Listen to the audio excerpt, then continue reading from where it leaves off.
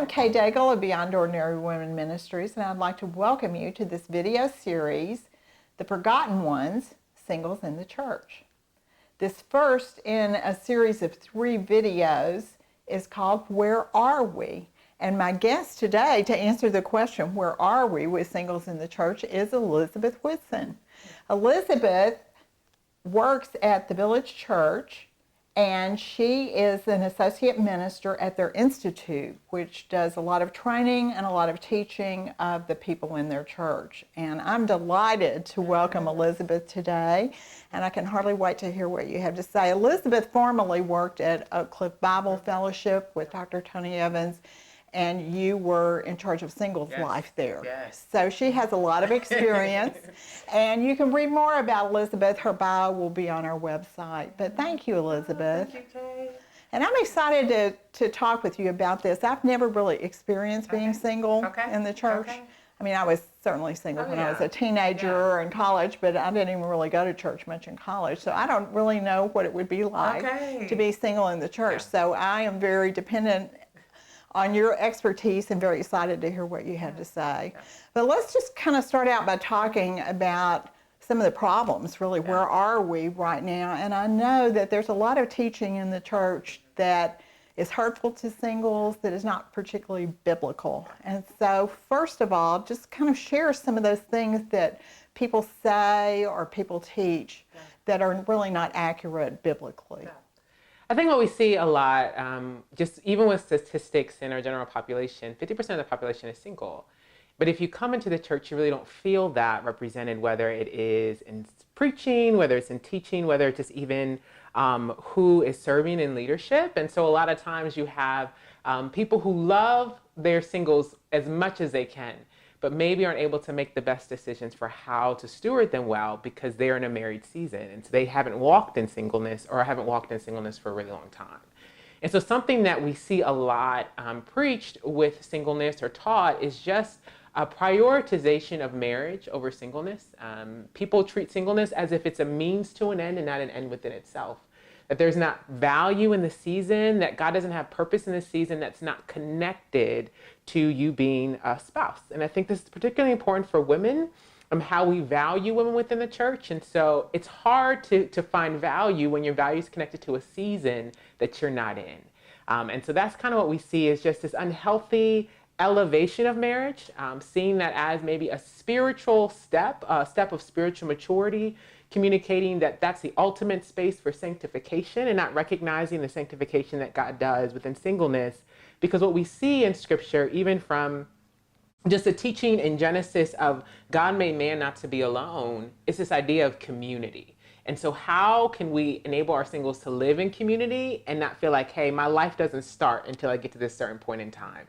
And so I think first thing we see is a prioritization of marriage. And then the next thing we see is sometimes promises that are made that aren't necessarily true.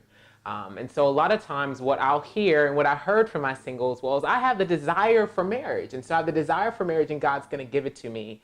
And so they point towards, a lot of times they point towards Psalms 37:4.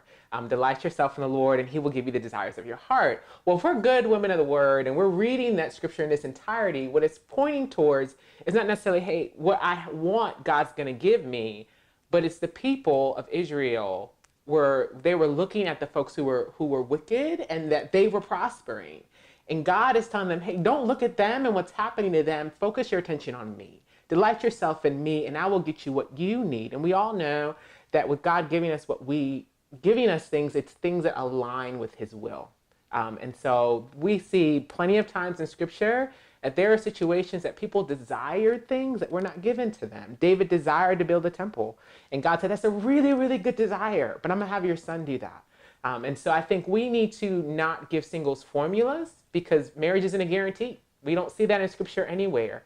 And we create generations, the people who have trusted in promises that have not come true. And that's something that I had to steward during my time at Oak Cliff is, and how do I minister to people who've been supposedly doing all the right things and still haven't gotten the promises that made by people who maybe shouldn't have made them. And so that points back to, what does scripture really talk about singleness and how can we not prioritize marriage as a season that's better than one to another, because that's not what scripture says. And how can we not make promises that aren't true? There's no formula. There's no pray and serve, because I had specifically women who were wonderful women, loved the Lord vibrantly, prayed, served, and they're still single. And so if I don't meet the formula, then something's wrong with me.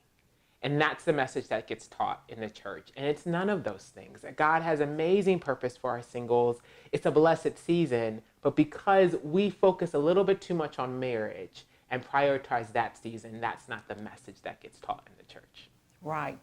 And when we say women's highest good, their highest priority is to be a mother and a wife, I mean, how much does that hurt? Yeah. How much does that hurt? This whole idea of this, that's the biblical woman, and that's what she should be, has to just be extremely hurtful. Yeah.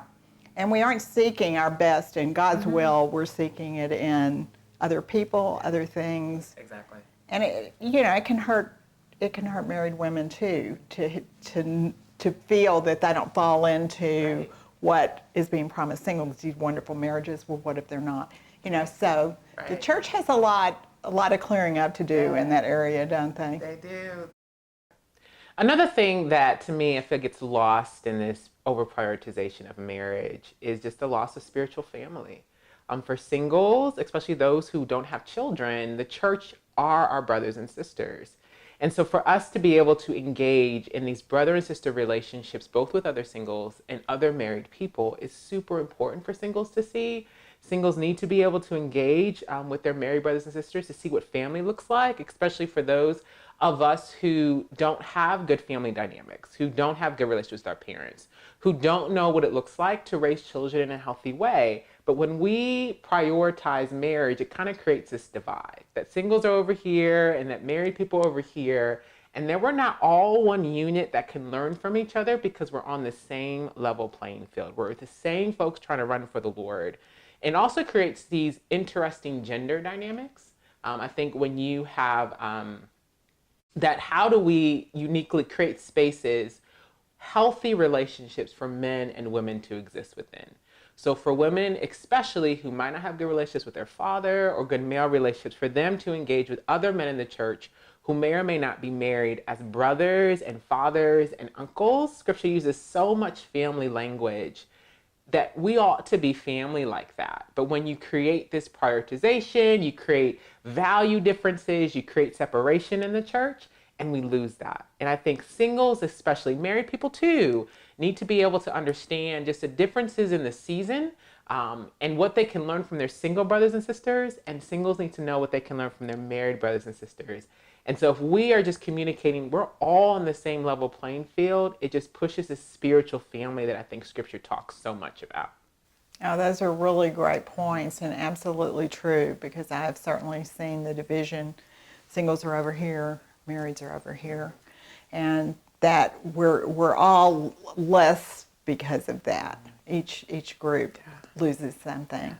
Thank you so much. I can hardly wait to hear your next video, and that's going to answer the question, what should we be?